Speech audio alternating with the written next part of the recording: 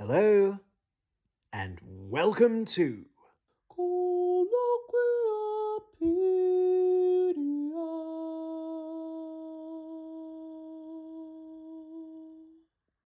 Hello, and welcome to Colloquiapedia, the all-new short, sharp weekly show where we take a popular word or discipline from today's media zeitgeist and attempt to understand it in a little bit more layman's terms.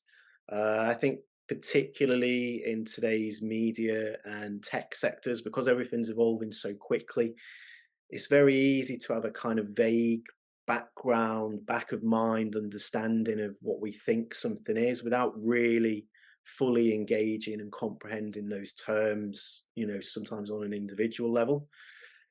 So that is what Colloquiapedia will attempt to do. And for this first episode, I thought were better to begin than to talk about the term podcast itself. A lot of us know about podcasts. Some of us may love them, others may not be so keen. But I think we can all agree that they've become a key component within the media landscape today. The Oxford via Google Dictionary definition of a podcast is a digital audio file made available on the internet for downloading to a computer or mobile device, typically available as a series, new installments of which can be received by subscribers automatically.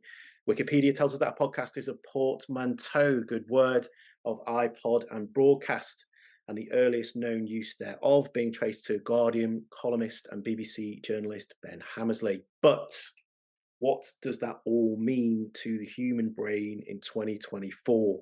What is podcasting? Why did it become so popular? How does it function as an industry? Where are we today? And so on and so forth. Joining me here to help decipher some of this code is Adam Shepherd, editor of Campaign Magazine's sister podcast PodPod, winner of the British Society of Magazine Editors 2023 Launch of the Year Award, and a man, I think I'm right in saying, with 7+ years experience as a journalist as well for IT Pro. So welcome, Adam. Thanks for having me. Did I get all that right? You absolutely did. You've done your homework. Wonderful.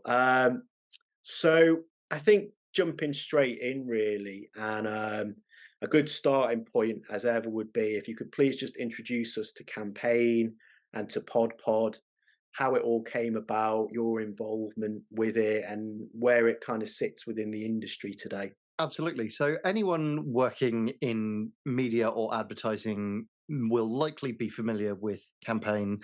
It is a grandee of the UK advertising industry and sector. It's been around for about 60 years, I think, and is very sort of highly regarded within the industry. It has branches across the world, and it's part of Haymarket Media Group, which is a publishing house which specializes in business and trade publications across a number of sectors.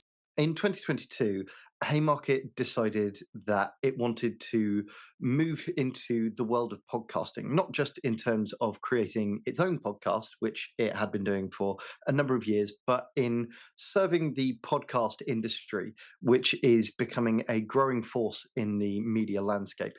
Podcasting as a medium, of course, has been around for decades, but it's only really in the last sort of 10 years or so that it's really started to pick up steam and generate a lot of interest, particularly in the media and advertising industries that have existed for decades, if not centuries at this point. So we launched PodPod at the end of 2022.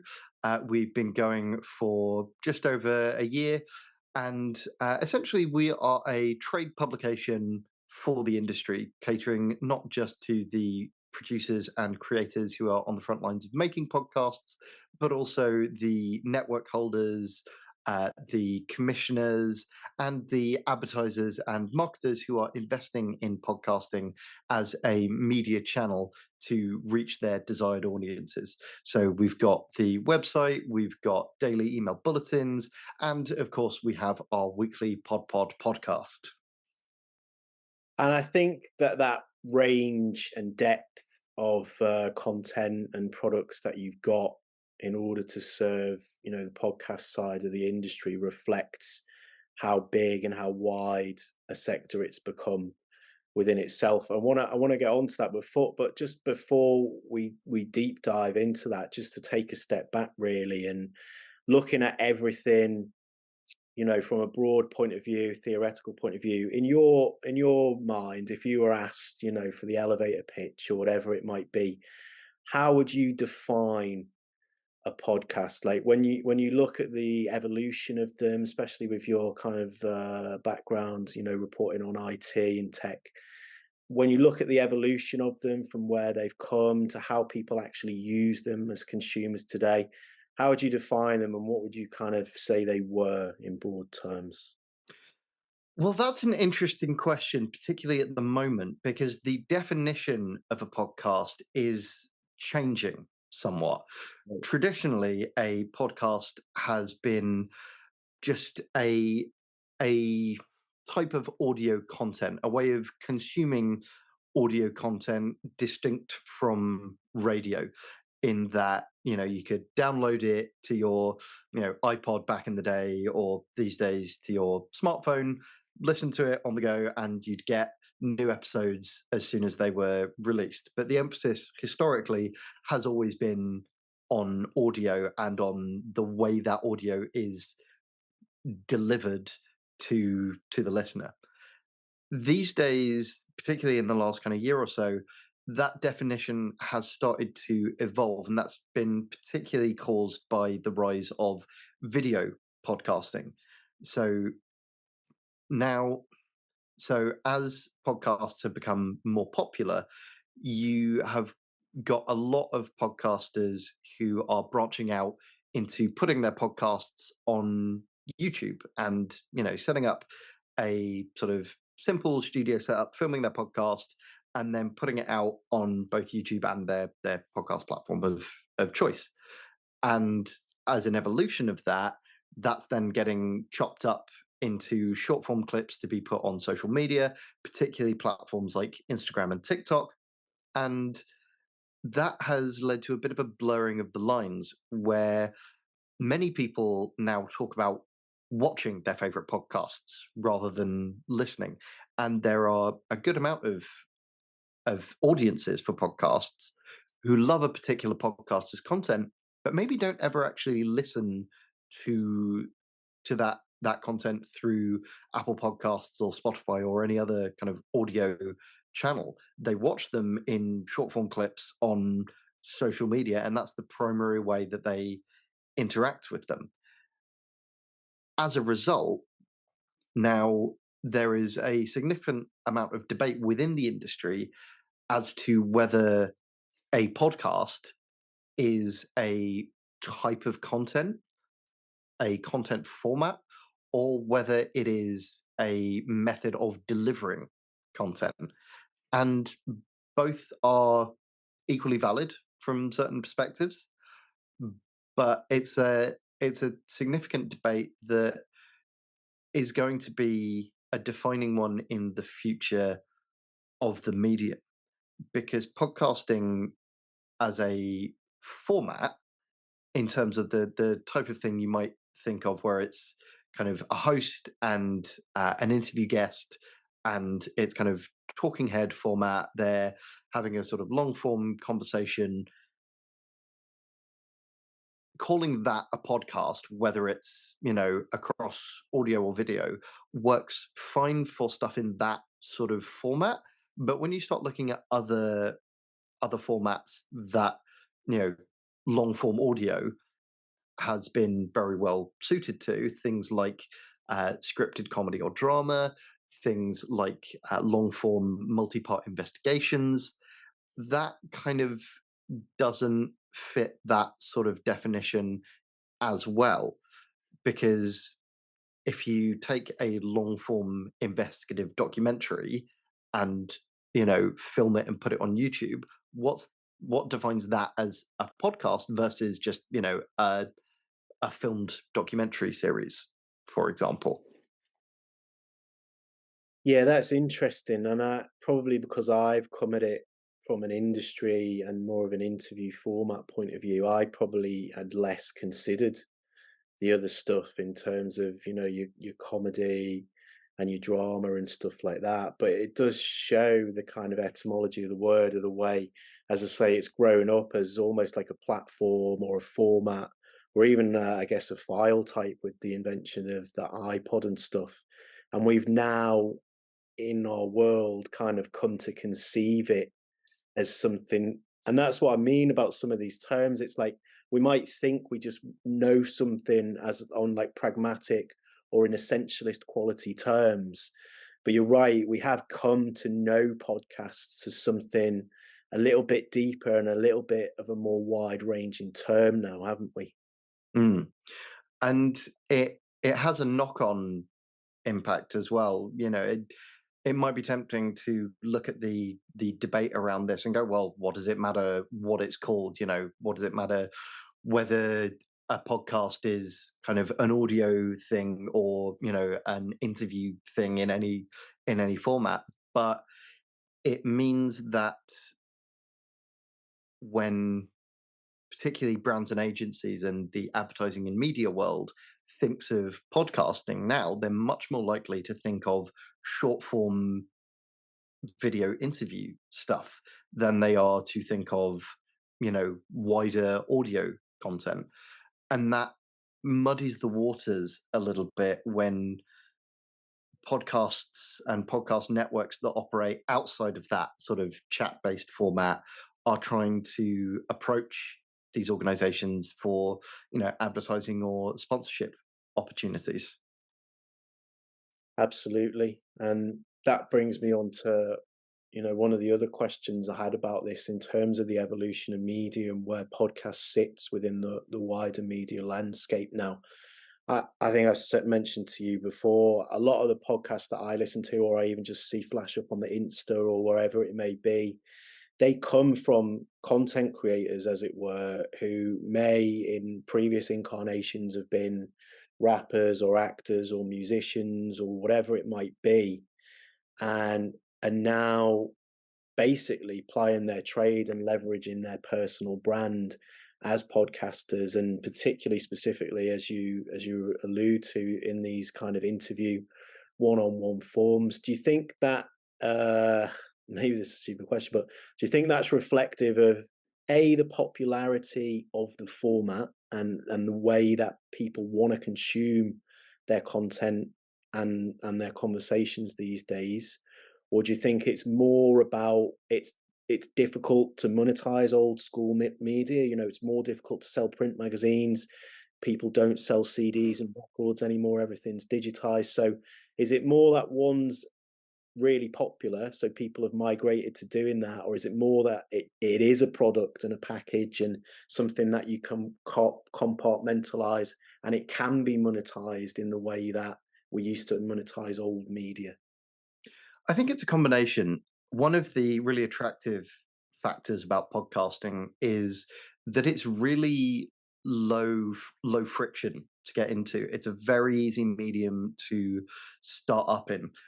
And if you are someone that wants to build a brand and someone that wants to maintain a certain level of sort of public visibility, let's say, podcasting is an excellent way to do that because you can get started relatively easily, you know, particularly if you've got kind of startup capital on hand to do it to a really kind of polished level. But even if you don't, you really don't need more than a smartphone these days to get started with podcasting.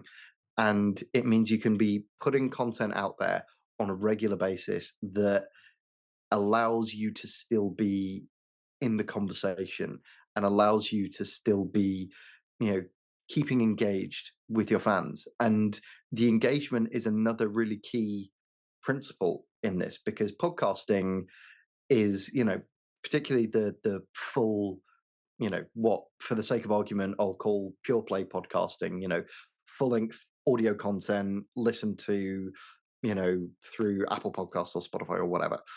Nobody listens to an episode like that by accident. You know, nobody trips and falls and finds themselves accidentally listening to, an episode of Serial or whatever.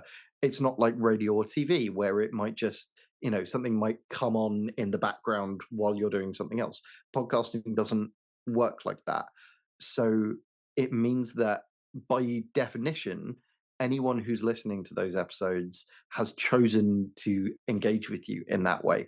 And more likely than not, they've chosen to engage with quite a lot of your content in terms of time. Most podcast episodes range from 30 to 60 minutes, sometimes as high as, a couple of hours. And that is active engagement from a dedicated core audience, and that is really important for building long-lasting, powerful relationships. Off the back of those relationships, you can then unlock a whole range of monetization options, whether that is for individual personalities, things like live tours, whether that's live music tours or just live recordings of the podcast across kind of a given kind of territory. You can sell merch off the back of the podcast. You can sponsor the podcast itself. And as is becoming increasingly popular, you can use podcasting as a sales funnel to drive people towards things like books or online courses or workshops or, anything essentially. And it's become a really powerful tool particularly within kind of the creator economy, to link together different elements of a personal brand and build a wider revenue strategy on top of that. Things like subscriptions are a key example of how that can be used really, really effectively to generate stable recurring revenue.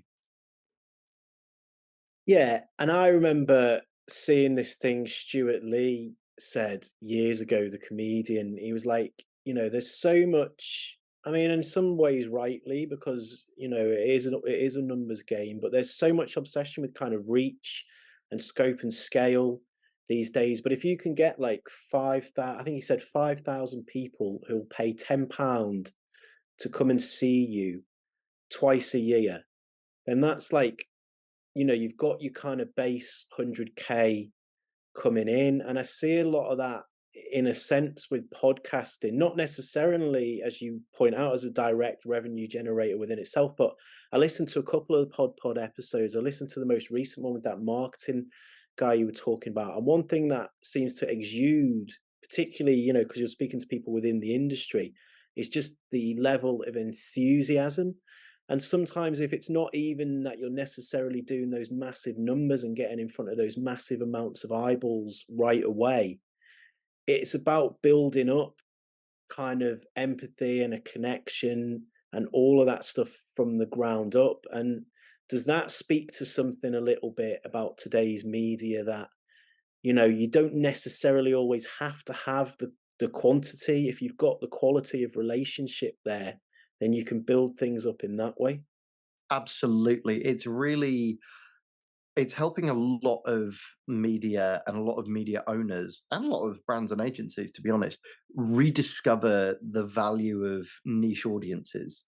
Digital media has for a long time unlocked huge potential for mass reach really quite easily.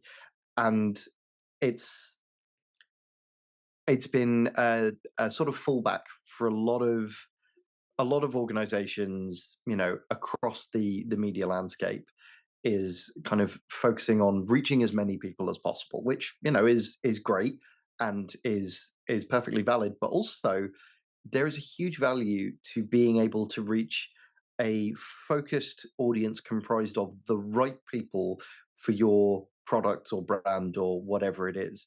You might, as a brand or as a media owner, not want to reach 2 million people. There might not be 2 million people in your total addressable market.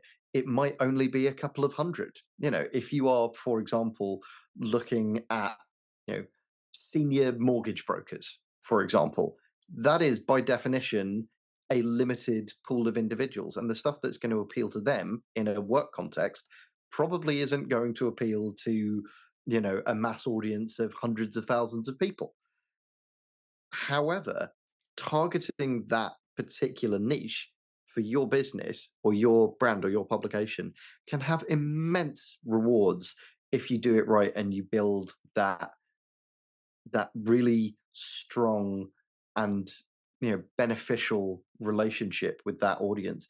If you become a valued source for that audience and someone that they want to spend time with, whose insights and opinions they value, that can that can be so powerful in so many different ways. Yeah, and I think just to broaden it out again, possibly, and look at it more from a consumer point of view. I think one thing that surprised me over the years is that the video element didn't take over from the audio element maybe as quickly as I might have thought that it did. Like, especially when even back in the day, like we had Vine and stuff. I think it's R.I.P. Vine. Oh wow, yeah. I mean, like some of them immediately spring to mind when you just remember back to it. But are you surprised in a way by the resilience of audio? I mean, we always used to have this thing in media when we looked at different types of media and the way they were being used together, and there'd be one where it could be like listening to the radio maybe while you're reading a magazine. And do you think maybe back in the day we underestimated the importance of audio in general a little bit? I mean, I look at the Rajah figures for the radio side these days, and radio seems to be in relatively good health. And he's surprised that audio in general, whatever kind of format it might be, is as popular as it is in 2024. I'm not, because audio is popular for a couple of very good reasons. Audio is, for one thing, a much more intimate medium than video. The the the way that our brains respond to the delivery of audio content, whether that's podcast or radio or music or whatever, is different to when there's a visual component. There is a deeper connection. There is more, I don't know, more empathy, I guess. And it results in the formation of much stronger bonds between the listener and whoever's speaking. There's a ton of research on the parasocial relationship that develops between audio consumers and the figures that they're consuming, whether that's podcasts or radio hosts or whatever. I mean, look at Ken Bruce as an example. A radio legend, but when he moved from the BBC to Bauer's Smash Hits, no, Yeah, greatest hits. Greatest Hits, Yeah, um, to Bauer's Greatest Hits Radio, that was national news. Everyone was talking about that. And it's because so many people have formed such deep connections with Bruce through the audio medium. There's also, on a practical level, the fact that audio is great for consumption while we're doing other things. So like hands-free consumption. We can just stick the radio on or stick a podcast on while we're doing the washing up or, cleaning or whatever it might be that requires us to be active and doing things, but where we don't necessarily need to be paying a huge amount of attention. Podcasts and audio in general sit perfectly in that niche. What I am surprised about, or what I was surprised about, is the enduring popularity of radio. Because, full disclosure, I am, fully a digital native. I didn't really grow up with radio as an enormous presence in my life. I've never been a driver, so I haven't kind of relied on radio. So I haven't had that kind of relationship with radio from that perspective. But radio remains hugely popular with huge numbers of people, and a pretty diverse range of people as well. It's not a medium that's aging out of relevancy particularly. And What's interesting about that to me is that it shows that radio and podcasting not only can coexist, but also make really nice complements to each other. More and more podcasts are being broadcast on radio to fill out programming schedules. More and more talent is hopping from podcasting to radio and vice versa. We've seen a lot of cross pollination in that space, and it illustrates to me that they both serve different but equally important positions within our kind of collective media diet, I think.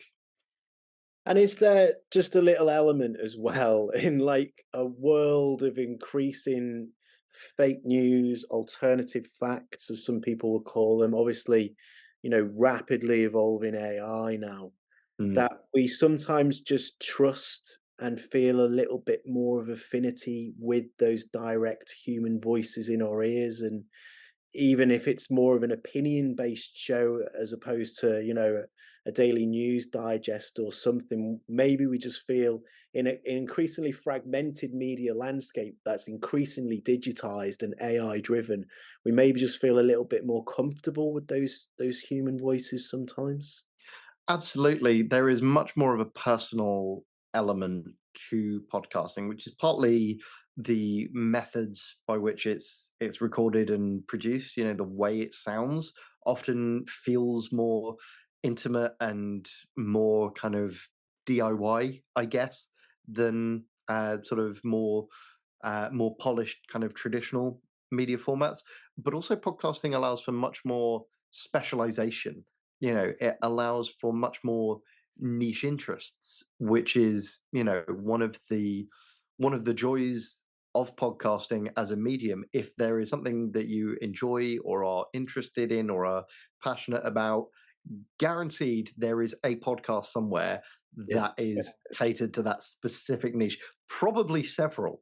And what that unlocks then is the ability for consumers to really fine tune their media consumption and media diets and really customize what media they're consuming based on their own kind of interests. That, of course, has its downsides. It's then much easier for consumers to accidentally put themselves in bubbles. It makes it a lot easier for some of that kind of fake news and often kind of conspiracy theory adjacent stuff to proliferate through podcasts. If all you're listening to is podcasts that are sort of aligned around a certain viewpoint, it's very easy to kind of intentionally or not to absorb a lot of the kind of viewpoints from that into your own kind of worldview, which can be potentially dangerous. But it does also mean that as a consumer, you have a lot more choice and a lot more control. Whereas with traditional linear, you're kind of to a certain extent at the mercy of what the programmers decide is the best fit for that slot. Yeah, and a big fan of bursting those bubbles and echo Mm. chambers, hence Colloquiapedia.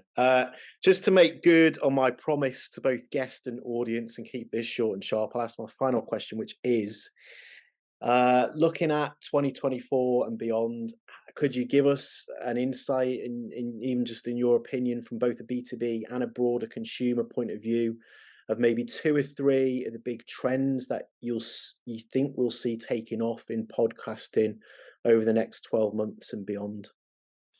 So, in terms of the big trends, one of the things that we've started to see already, and that I'm confident will continue into 2024, is more celebrities getting into podcasting, but doing it in a much more targeted way. So we saw a lot of celebrity fronted podcasts that were sort of what you might call parachute projects, where it's a company that has like an idea for a podcast and wants a famous face to front it. Those historically have not done super well. They've not performed particularly well. But what we're starting to see now which is exemplified by stuff like Wiser Than Me with Julia Louis-Dreyfus and things like Smartless, is a a trend of celebrities getting involved in podcasts that they're genuinely passionate about and genuinely kind of align with their interests. And that's proved to be a really powerful combination because you've got the name recognition value of, a well-known celebrity and that authenticity of them really engaging with a subject. And I think we're going to see a lot more of those kinds of projects where it's a known face talking about whatever it is that is a kind of hobby horse for them. On top of that, I think video is going to be another big wave for 2024. I think one of the interesting things about video is that we've seen over the last year that video hasn't replaced audio for consumers. It's been an additive. So what you're getting is video unlocking new audiences for podcasts that aren't big audio consumers, and that's opening up content to a new potential audience. It's not taking that audience away from audio listening, and it also gives consumers more options. I think we're going to see more podcasts moving to video or launching with video as a starting point. I don't think that's going to mean a reduction in the number of podcasts that are viable on audio as well. In terms of wider trends beyond that, subscriptions is going to be a really big one. The ad industry has been a little bit unsteady over the last year. I think it's fair to say. There's I'm laughing. It's no laughing matter. Yeah, it's been horrendous, basically. Yeah. yeah, there's a lot of uncertainty going around, and there are justified concerns when advertisers start pulling back on budgets, start playing it a bit safer with how they're allocating those budgets. You know, it's the old it's the old kind of trudge that nobody ever got fired for playing it safe. And in the ad industry these days, that means things like search and social and digital video are more likely to win out over less less tested and less familiar mediums like podcasting. But I think to compensate for that, a lot of organizations are going to move to subscriptions to have a stable, recurring revenue stream that they can use to keep the lights on. Going back to the diversification strategy that I was mentioning earlier, that's going to be a key pillar for a lot of companies as ad contracts start to become scarcer. They are going to start investing more in their subscription plans and relying on readers to provide that solid bedrock of revenue that they can then build on with things like merchandise, live tours, and advertising as and when it's available. And fingers crossed, the podcast is given its rightful recognition within that. Absolutely.